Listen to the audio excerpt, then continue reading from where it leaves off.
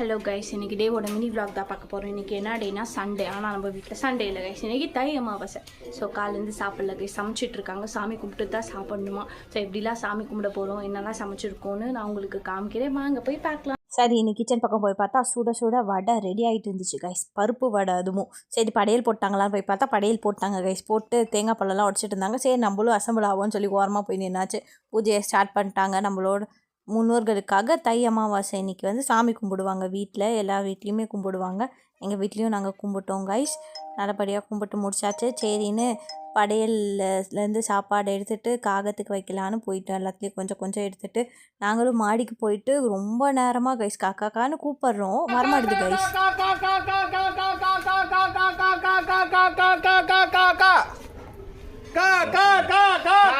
காக்க வைக்காதீங்க, வாங்க. காக்கா காக்கா காக்கா காக்கா காக்கா காக்கா காக்கா காக்கா காக்கா. ரெண்டு கத்திட்டு சாப்பிட போயிட்டேன். சாப்பிட போனால் சோறு, பருப்பு, சாம்பார், ரசம், வாழைப்பூ பொரியல், பூசணிக்காய் பொரியல், பாயாசம், அப்பளம், பருப்பு வடை இதெல்லாம் இருந்துச்சு. நல்லா சாப்பிட்டேங்க. ஃபைனலி வந்துட்டு சாமி கும்பிட்டு சாப்பிட்டு முடிச்சு வந்தாச்சு. செம்மையாக வயிறு ஃபுல்லாகிடுச்சு கைஸ். எல்லாம் ஃபுல்லாக சாப்பாடு வச்சுட்டாங்க.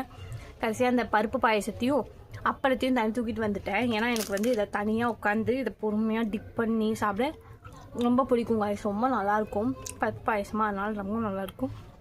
ஸோ இன்னையோட டே விலாக் அவ்வளோதான் கைஸ். ஸோ ஃபாலோ பண்ணிக்கோங்க. Bye guys.